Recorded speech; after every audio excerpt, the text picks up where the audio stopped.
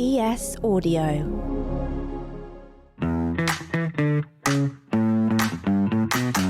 The Evening Standard Rugby Podcast with Lawrence Dallaglio, supported by Fuller's London Pride, official beer of Premiership Rugby.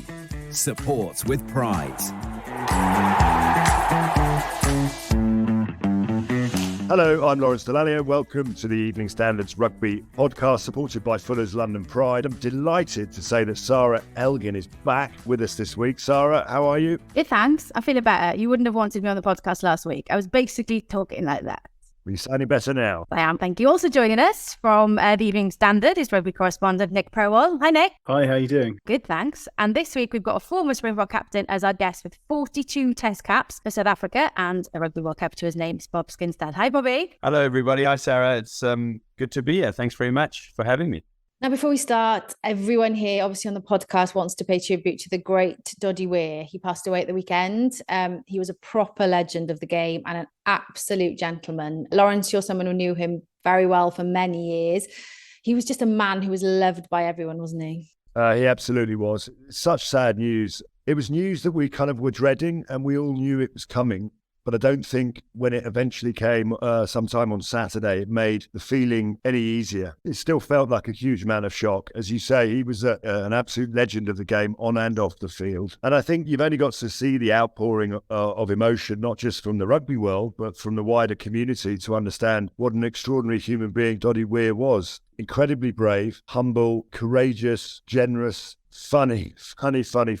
And I think it's just his warmth, really, that I will remember more than anything else. Always saw him laughing and smiling. He always tried to make every interaction that he ever had with anyone a very positive one. Our love and condolences obviously go out to all his family, his wife Kathy and Hamish, Ben and Angus, the boys. I played with him on the 97 Lions tour. I was lucky enough to be part of that amazing trip to South Africa. He set the tone on and off the field. We had a very touching anniversary, 25-year anniversary last summer, which Doddie was able to attend with his family. And it was just an incredible moment. Every single player and every single coach wanted to be next to him and be with him. So we miss him very, very much. And as I said, love to all the family. Absolutely. He had a way, didn't he, to make you feel very, very special when he spoke to you. And obviously our thoughts, all our love with Doddie's family at this deeply, deeply sad time. Now, as you know, before we get into the rugby, I'd like to find out what everybody's been doing this week. Bob, I see you've been catching up with a few of your former Springbok teammates, but not for the purpose of watching rugby, for the purpose of watching football. Yeah, Sarah, it was really nice to see the guys. You know what it's like to be in the spotlight in and around the 3 days leading up to a rugby test match in the middle of London. Everybody recognises, John Smith or Brian Abana or whatever it is. So you can't get 5 minutes to yourself. But I pulled a bit of a fast one. I said, let's find ourselves a football venue. So it was supposed to be beers at a football venue, but there was a spare room that was for coffee. So no one wanted coffee at 5 p.m. on Friday afternoon. So we went in there and we said, can we order some beers over here, please? So we were completely alone for about 3 hours, which was absolutely fantastic. I'm still blown away by how little us South Africans know about football. But when I sold them the game, it was a better sell than the draw that came out. But we got to catch up and reminisce. Everybody was in town for, I think some of them for the World Rugby Awards and various bits of media. And so it was actually great. Lawrence, what have you been up to? Who have you been hanging out with this week? I attended something called the Sportsman's Ball. The room is packed full of sports men and women from every single sport, and they honour one individual every year. It tends to be someone that is not just a legend, but a sort of legend's legend. Last year it was Usain Bolt. This year it was Dan Carter. So we were all there to celebrate the career of Dan Carter. And, what a career he's had, really, as a very humble kind of guy. So, we listened to him on stage and then we had a fantastic evening. And it was a great night. And what a player as well. Yeah, what a player. And he doesn't age. It's really annoying. Nick, what does the top sports journalist do when they have a day off? Or do they have a day off? Yeah, a little bit of time yesterday. We just moved house, so I was in the loft trying to fix a gable wall. That was all. That doesn't sound very interesting. It wasn't great. Come on, we can't finish with that. Listen, Sarra, if Bobby and I have been to Tenerife, you've been to 11 Reef, right? So come on, tell us what you were doing once you recovered from your sore throat. Well, see, I feel like I can retire happy now because this week I sang on stage, especially for you, with Jason Donovan. I was basically a Welsh, 3 stone heavier, 2 foot taller, not as attractive Kylie, but I kind of still did it. And yeah, so it was amazing. And loads of money was raised for charity. So it was really good. Oh, well done you. Well done. Shall we put some questions to our guests now then? Don't forget, you can also watch the full extended video podcast at londonpridebeer.co.uk. Please drink responsibly.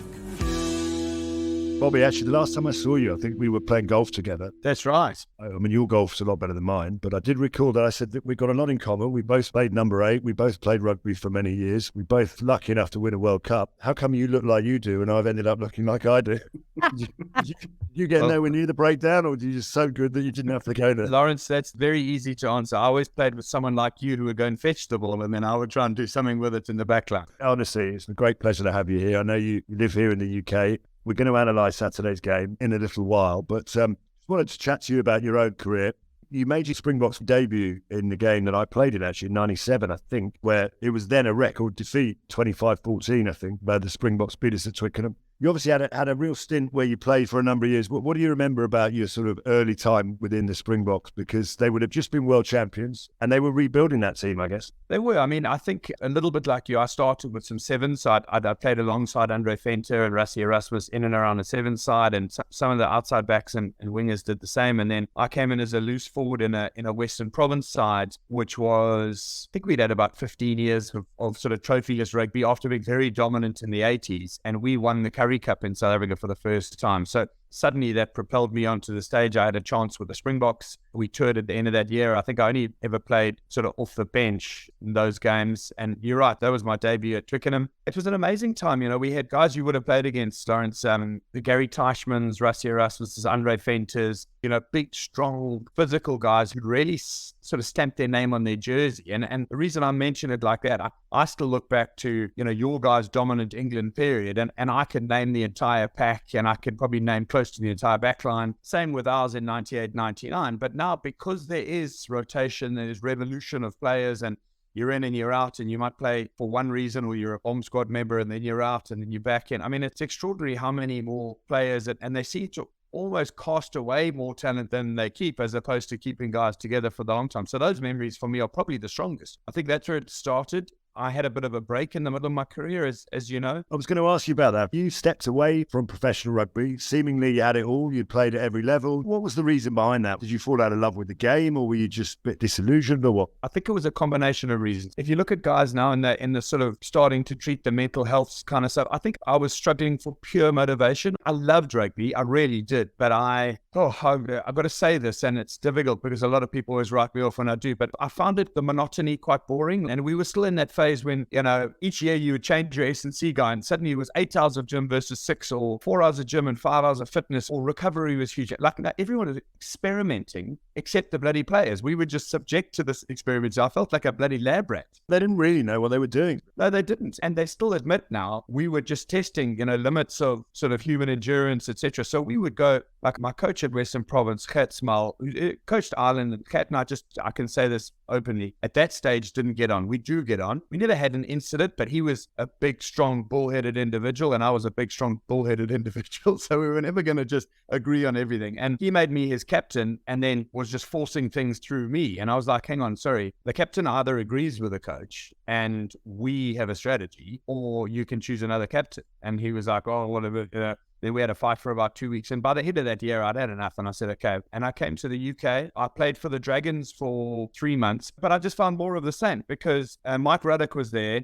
And he was amazing. I loved Mike. But then Mike got the Wales job and he buggered off. And then there was a new coach, Declan Kidney, arrived. And then he buggered off because he got the Ireland job. I was like, hang on, guys. And then each time a new coach would change, we'd have a new fitness regime. So I chucked the towel in and I went and I worked in the UK. I actually think I was at a stage of my life where I was like, okay, if I play rugby till 30 and I do get badly injured or something like that, you know, what the hell else do I do for a living? And then I went and pitched an idea to Saatchi, and I worked with them for 3 years. I loved it. I just felt free again. It was lovely. And I was playing amateur rugby for Richmond. We won a few leagues and I really enjoyed it. Got to play with my brother. And I got a phone call out the blue from the Springbok coach, Jake White. And he said, we need a really old, slow, loose forward to complement our back row here. He said, if you can make a super rugby franchise then we'll include you in at least the players we're looking at. And I thought, well, I'll never go. Very hard to turn down your national team, isn't it? It is. Well, we can't have you on without asking you about Rassie Erasmus. He's not afraid to ruffle a few feathers, is he? This we know. But I'm just wondering, from a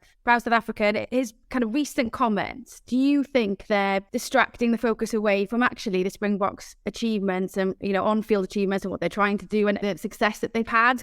So look, I think it's a good question. So Rassie and I competed for the same position for 10 years, 0 love lost. And I can say that honestly, he's a bloody good guy and he's a very intelligent, very hardworking, good rugby man. So we liked each other, but we wanted to whack the hell out of each other every time we played against each other. We played and lost finals against each other. We literally competed for the same jersey for probably 7 years. And I like him. I don't think he's taken away from the victory at all. He does have his own sideshow and he will attract blame for that. I mean, Eddie Jones, who I've also worked with, has a platform and his platform has been traditional media and he plays it like the violin and he's done it seriously well. I just wonder, Bobby, I think we all agree on Rassie's achievements as a player and then as a coach. He came in 2 years before the World Cup. He won the World Cup for South Africa. I mean, the guy is a hero back home. No doubt about that, and with a lot of justification. But, there's a process for criticising referees. I used to try and do it within the 80 minutes rather than outside itself. But I mean, I just wonder, South Africa are clearly going to be World Cup contenders next year, no doubt about that. Upsetting the world's best referee and attacking him publicly and personally and bringing a lot of heat on his family on social media.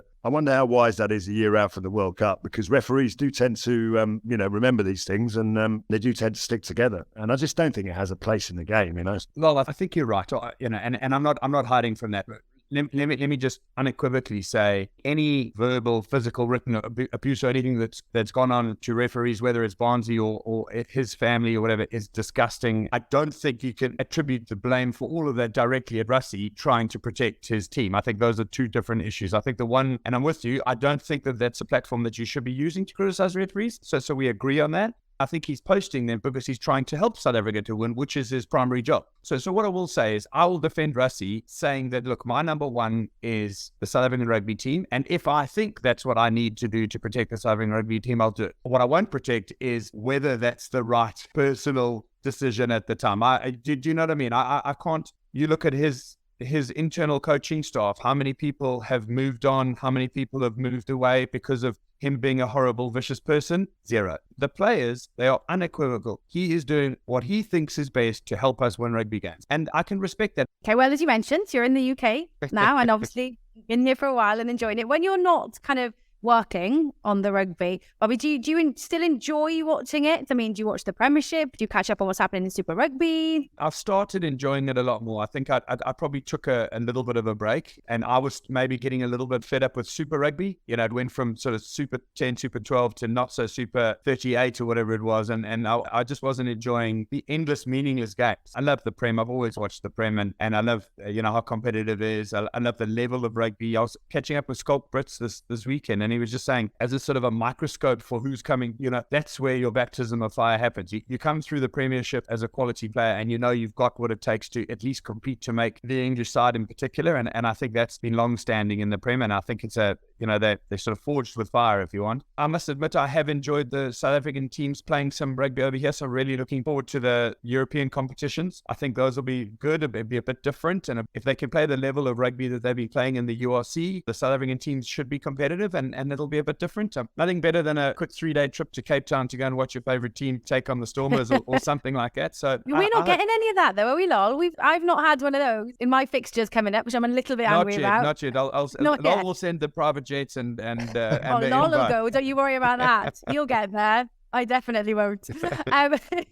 Okay, so maybe we're going to have some more questions for you a little later on when you face Lawrence and his tackled section. But listen, should we chat through the weekend's rugby? I don't know, maybe Lawrence, you won't be so keen to chat. Well, do you know what? I was there and obviously I'm massively disappointed. I don't particularly enjoy having to be negative about the England team. That's not what I want. What I noticed is right across the board, everyone's analysing England, but actually sometimes you have to focus on the opposition first and just say, do you know, South Africa arrived at Twickenham. They haven't had a great autumn campaign themselves, actually. They've lost to Ireland. They've lost to France, two sides that are playing very well at the moment. So they're under a bit of pressure. They had 5 or 6 top players missing because of the test window and having to go back to their clubs. They've had their coach not present at the stadium because of what he's done on social media. So let's not make any excuses. South Africa didn't arrive in great shape, and yet they produced a performance which was, resilient, gritty, tough, all the things you expect from South Africa. And in the final analysis, had they been a bit sharper, maybe had they had a few of those things I mentioned, they probably would have won by a lot more. So whilst I'm quick to analyse England as the whole world is, you've got to say well done to South Africa. Very few people did that on Saturday. But England, yes, look, I'm disappointed. The RFU have come out with another sort of statement saying, we're analysing his results. Well, I can tell you now, 2022 has not been a good year for England. It's the worst set of results since 2008. And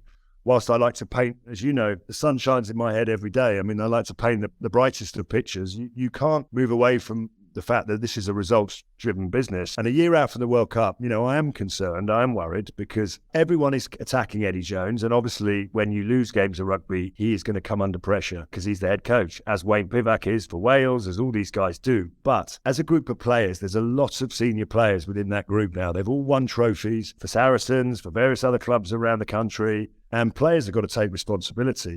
What are they doing in terms of trying to drive the focus? Because I'm concerned about the way England start games of Test rugby against very superior, high-quality opposition in Tier 1 nations. The game is technical, it's tactical, but if you don't have the right emotional levels, if you don't have the right mental preparation going into the start of a Test match, you're going to lose. Now, Bobby and I tell you that the majority of rugby matches are won by the team that's winning at half-time. That is a fact. Occasionally you get a glorious comeback if you're lucky, but they are very rare. So that suggests to me that the first 10 minutes of a Test match are really, really important. And England, under Eddie Jones, I think, repeatedly, other than the World Cup semi-final against New Zealand and other than one performance away in Ireland, they're always second best in that first, opening salvo. And so I am concerned, I'm worried. It's disappointing because we are 5th in terms of our ranking, but we're so far off the sides above us, in my opinion, that we've got a long, long way to go. I'm going to argue the point of rugby matches being won by half-time. Wales were up against Georgia and Australia, and we all know what happened there.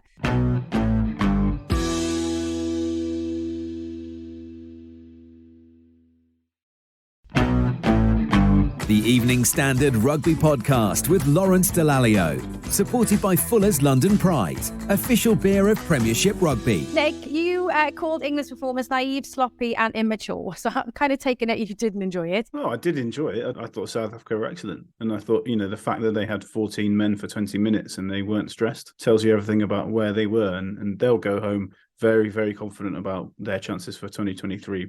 I think they've got 30 players that they can put in their 15 that they're very, very comfortable with. And I think that's a hugely impressive situation for them to be in. You look at Kurt Lorenzo and his try. That was naive because the kick was too long, the chase was poor, and it wasn't even really a block, but England fell for that and it gave them far too much room. Immature was Johnny Hill, 2 cheap penalties in his own 5 metres. One, the penalty, it's reversed for pulling Faf de Klerk out of the ruck by his collar for no reason, only because they'd been dominated up front and they were trying to instill some kind of fight back, but they did it in the wrong way. And they have to learn from that because it's not the first time with Johnny Hill. He's an excellent player, but he gets involved in these things that are not necessary. I mean, Eddie Jones, every time England lose, he comes out, he said, "I blame me, it's my fault." One of the players come out and say, "Just like to apologise to the nation for that performance," because that's what the nation needs. They need honesty. Bob, you've been coached by Eddie, as you said. He was a consultant, wasn't he, in 2007? What do you see about his style? Do you think it's changed over the years? I've got to be honest. So Eddie worked with Jake, and Jake was definitely sort of in charge. Eddie came in, I think, in more let's question anything that hasn't been questioned for a while. Let's not put sort of tape over things. Let's actually, if we need to restructure our counter-attack, then let's do that. And Eddie was great. He sort of unlocked a bit of creative thought, if you want. And I think everybody appreciated him being around. And I think for him at that stage, it probably gave him a bit of a sniff again of wanting that international, because it was pre-Japan. He then knew the Springboks inside out, and then, 8 years later, led Japan to a famous victory over the Springboks. So he's clearly intelligent and talented, but I don't have the context of, because right now it's Eddie's team. I'm not sure that it's the players and Eddie's team, which might be a bit different. Because that's what I was going to ask, because I think it's a very similar situation to what we saw with Wales, I think, at the weekend as well. Because I want to know how much freedom do these players have at international level, because we see it in the club game sometimes, don't we? If plan A is not working, someone like Marcus Smith would be like, do you know what, right, let's go on to plan B. So is that applicable at international level, or is it different? Players, the game has changed a lot, but in recent times, the one thing that remains consistent is clarity. You need to be absolutely clear about what is expected of you as a player in your position, in the team, whatever team that might be on the field. The teams that play well, there's real clarity in what they're trying to do. Now, you can argue that people might not agree with the tactics. We watched South Africa for a long time, kick the ball up in the air. We didn't like it particularly, but at least they had clarity in what they were doing and they tried to go out there and execute it. And when you turn over your staff every year, you can't possibly have clarity in your group because all the players that come into the squad keep changing by and large, and the staff keep changing under Eddie Jones. So these players, as professional and as well-drilled as they are having to take on different messages all the time. And I'm not so sure that's the easiest thing to do. And I mean, Sarah, just to add, that's the answer I think you're looking for. Just to say, each new defensive person, each new guy comes along with a 10 years history, files full of new ideas, whatever it is. Okay, guys, sit down, let's do this, and it takes away 2 hours of your mental time to just concentrate on your game for the weekend. And these days, because of the pressure from the clubs, etc., you only get X number of hours together. You don't get, they've got to pick and choose, and they've got to ask the recovery guys and the S&C guys, and it's come down to literally minutes that you have with the individuals in a training environment. So you can't relearn everything. I'm not saying you must never change anything, but you can overextend yourself when you're trying to innovate all the time, I think. South Africa have got this reputation, so we play percentage rugby, etc., etc. If you look at times when we've needed to surprise a team, look at what South Africa have been doing. We haven't run a ball outside of our half for 5 weeks, except 3 times this weekend. And suddenly, one of them goes late to the field to score a try. One of them, the inside pass didn't work, and one of them ends up in a penalty, which Faf was trying to get the ball, but we got a penalty from it.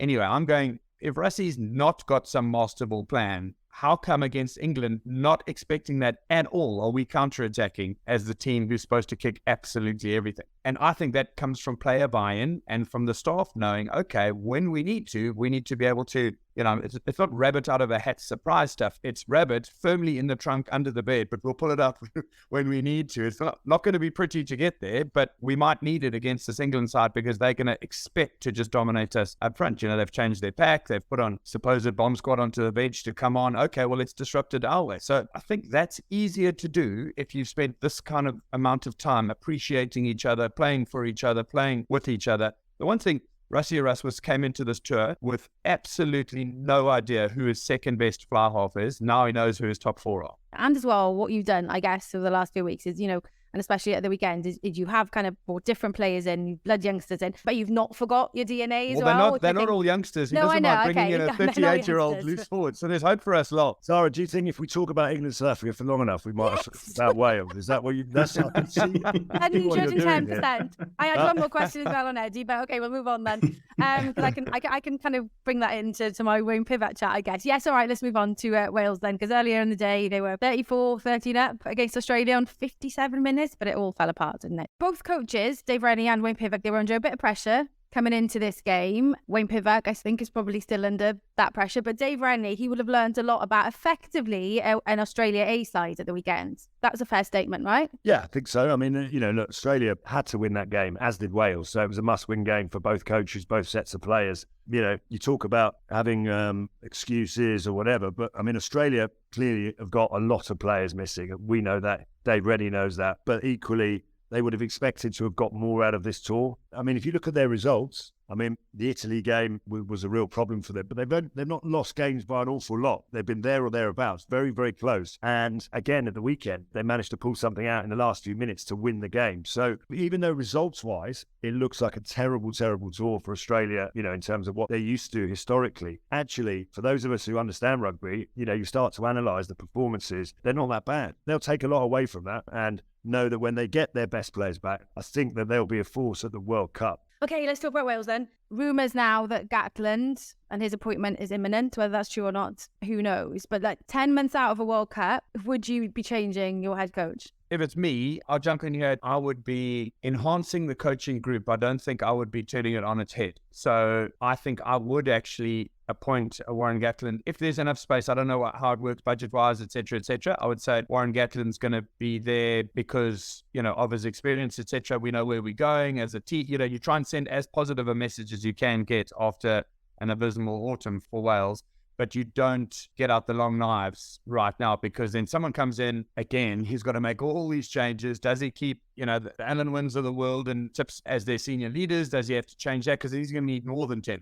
So I would enhance the coaching group. And actually, someone said to me last night, what you do in England's case, I said, I would appoint Scott Robertson as an assistant coach, with the fact that he'd spent the last 10 months under Eddie, and Eddie goes, because Eddie's already retired post the World Cup, but he goes win or lose with him on the journey beforehand to see what's working, what's not, and contributing his best bits. So no, I wouldn't fire the coach, but I would maybe try and enhance that coaching staff. It's a hard call, I know, but it's so tough now upon all those coaches and those players to try and start again with 10 months to go. It's interesting, Bobby's comments, because when Ian Foster was under so much pressure in New Zealand, they didn't sack him, which they could have easily done. They brought in Joe Schmidt, and maybe just changed a few roles around, got rid of a few people, then they've turned things around and they're now, doing okay. So it may well be something that the RFU will look at. They know that Eddie's going after the World Cup. So, if nothing else, it's a watching brief. Okay, we could talk about this for hours, couldn't we? I know Lawrence wants to go and wash his hair, so we better move on to the Premiership. Whoa.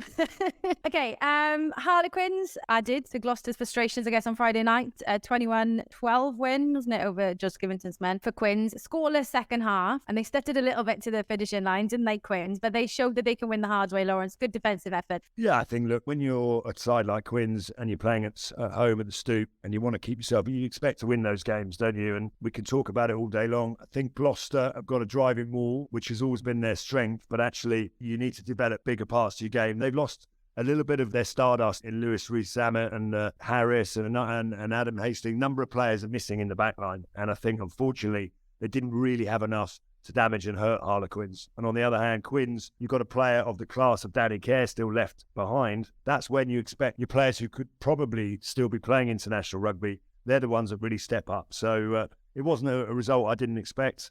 Quins looking good. Saturday's games then, Newcastle managed to win over Exeter Chiefs, just their third of the season. And despite being at the lead at half-time, Bristol Bears couldn't stop sail from another win at the AJ Bell. Pat Lamb's men have only managed 2 wins, I think, now this season so far. Sunday saw London Irish visit Leicester Tigers, 26-14 up at half-time. The Tigers were, and then Irish came back in the second half and managed to level the score, but a try from Jasper Wiese and pushed the Tigers back into the lead. And then despite Tom Pearson's efforts at 59 minutes, the missed conversion saw the Excise miss out on a draw, and it was just another frustrating game for London Irish, which sees them sitting at the bottom of the table. And interesting comments made on BT. It was said that Leicester maybe aren't as good as the position they find themselves in, and London Irish are not as bad as the position they find themselves in. Was that a fair comment, Nick? I think in terms of Irish, I think they've been really close to it, but I think that's often the massive frustration, isn't it? Teams can be really, really close to everything clicking, but that missing ingredient sometimes is the thing that's the hardest to put the finger on. And there's an awful lot of quality in that squad, isn't there? But you just need, I think, one of those tight games to go their way, and then maybe they might get onto a bit of a roll. Absolutely. Okay, time for us now to choose our outstanding player of the weekend. Outstanding. Supported by Fuller's London Pride.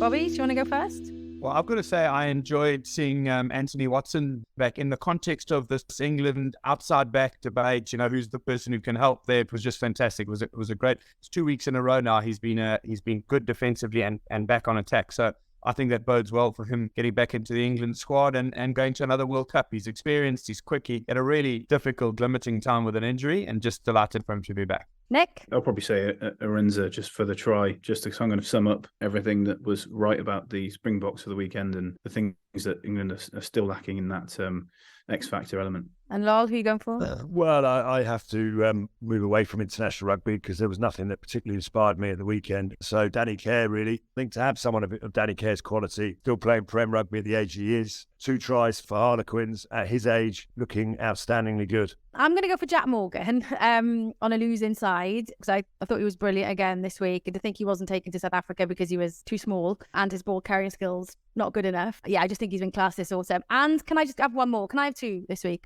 both from the Welsh game. Mark Nawa Juanito Wase, the winger, the Australian winger. Like, for me, he just epitomised that never say die approach the Aussies had. Anyway, I'm going for 2. Okay, so let's take a look at what's coming up at the weekend then. In round 12 of the Premiership, Harlequins will be taking a trip down to the Rec to take on Bath. London Irish welcome Newcastle Falcons. Then you've got Gloucester, who will see Northampton Saints visit Kingsholm. And Bristol Bears will be facing Leicester Tigers. But before we finish, we've got a few more questions to put to our guests. Bob, it's time to be tackled by Lawrence Delalio. Tackled. Supported by Fuller's London Pride. Your full name, please, Bob. Robert Bryan Skinstad. Do you have a favourite takeaway? You look like you keep yourself in pretty decent shape, so maybe once a week you go for what? Lamb shawarma. Good kebab. Did you have a celebrity crush when you were growing up? Charlize Theron. That's easy. Last movie you watched? Top Gun. Maverick. Okay, yeah, the new one. What did you have for breakfast? Oats and berries and some muesli and some nuts. Very healthy. What is your nickname, or what was your nickname when you were playing? You probably had a few. Skinners has always been true, but there was a rugby writer who was actually a friend of mine. He tried to call me the pharmacist because there was a pharmacy brand in South Africa called The Link, and he said I linked the forwards and the backs. Never took off, Noel. Never took off.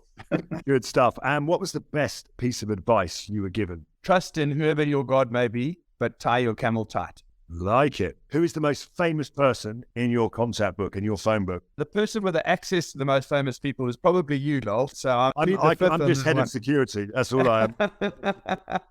I don't have direct contact with a lot of super famous people. I could probably get hold of Elon Musk for us, but that'd be for next year's World Cup. Get hold of him for Rassie if you could, please. Would he come on the podcast? It's unlikely. I don't think he loved rugby at school, but he certainly is friends with a lot of rugby-loving South Africans. Who would play you in a film about your life? Is that as easy? Oh, my goodness. Krasinski? Is it John Krasinski? Krasinski? Yeah. He seems like a down-to-earth fellow. I'd get him to be nice. Who's the funniest person you know? In my rugby environment, it's hands down Andrew Mertens. Actually, Justin Marshall said that the other day. That he is so quick. He's so quick. He's always got a story. He's so self-deprecating, but he was an amazing rugby player. And he talks to a room of 300 people. He literally calls himself fat and old and crap about 300 times, but he's telling a story about winning some Tri-Nations or whatever. Are you a dog or a cat family? Absolutely dog family. What do you have? We've got a little miniature schnauzer called Millie. I can't wait to see you walk in that. I want to catch her. She's vicious. Lol, don't stare her down. She's vicious. I bet she is. If you have to get up on the bus and sing a karaoke song, what do they have Bobby Skinstad singing? The Gambler by Kenny Rogers. Sarra, you love that, don't you? I love that. That's my favourite question of the whole podcast every week. Who's your ideal dinner party guest? I will tell you one thing. So the only dinner that I can ever remember, it was like, wow, that's something never to be repeated. My wife and I had dinner with Nelson Mandela and his wife at his home. Literally, I was captain of the Springboks. I don't know, he had an off night. He probably wanted to talk about why we were losing or something like that. And he sat at dinner with us. He had a half a glass of wine. He chatted about his life, his love for rugby, his love for sport. And just, it was the most amazing, unrepeatable experience of all time. You were never going to top that. I don't think so, and I don't want to. No. Who is, in your idea, is the best rugby player of all time? The player that made the biggest impact on world rugby, which remains true to this day, it was John Alome. I'm almost the same age as him. May he rest in peace. He played sevens against us coming through just in the year that he made his All Blacks debut. And there was never, ever a guy who was just that head and shoulders above everybody else on the field when he was on. He was just an incredible rugby player. He was on a different level. Well, no one could if you ask anyone in the world if they've heard of John Alome, they'll go, yeah. And so he put rugby on the map. And you've achieved everything in the game. Bob, what's been your proudest rugby moment?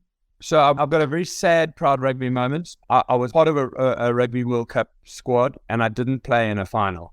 I got dropped, but I knew I was getting dropped because you buggers as the England squad won a semi-final that you didn't think you were going to win and we didn't think you were going to win it. So we had two teams up. We knew we were through, and once England came through, we were going to play a different type of game plan, and I had to step out of my position in that squad for a friend of mine, Vickers van Heerden, who's a fantastic rugby player, but he used to go and put his head and neck and arms in places that I would have feared to tread, lol. So we knew that I wasn't going to play in that game. If we played against a different team, if we played France in that final, I would have played. And my proudest moment was that I was okay with that because that was part of the plan. Fantastic. Listen, Bob, it's been an absolute joy to have you on. I really appreciate it. We really appreciate it. And thank you for joining us. And we look forward to catching up with you soon. No problem at all. It's great to see you all, guys. Thank you very much. And looking forward to next year's World Cup very much. Yeah, you've been brilliant, Bob. Thank you so much. So that's all for this episode of the Evening Standard Rugby podcast, supported by Fuller's London Pride. And don't forget, you can watch the full video episode at londonpridebeer.co.uk.